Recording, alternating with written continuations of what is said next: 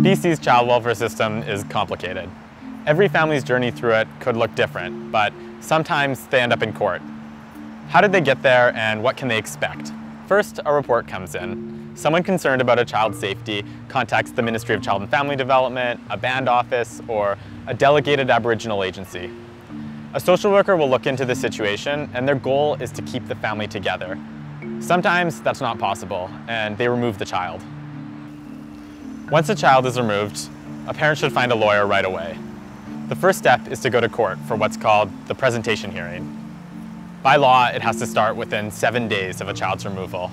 This is where things get complicated. At the presentation hearing, the judge decides whether or not the removal was correct.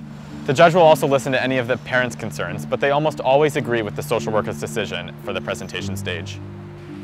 Based on this information, the judge will make one of 4 decisions. The first is no supervision order, and it stops the process. Case closed.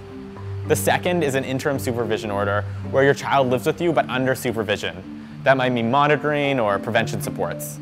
The third is an interim supervision order, where your child lives with someone else. You'll probably know the person.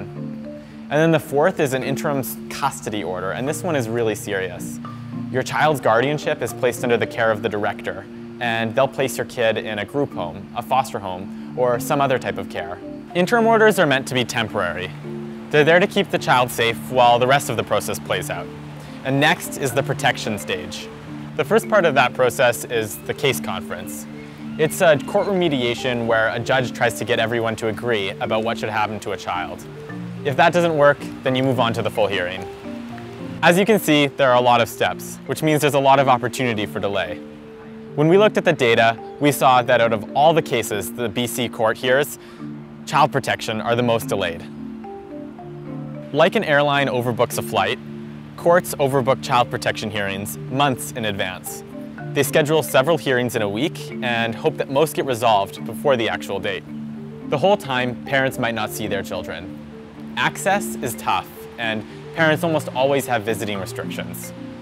At any point in this process, parents can come to an agreement with the director to settle the whole thing outside of court. So how long does this process take? The truth is, we don't know. We asked the BC Provincial Court, and they don't even keep track of the data.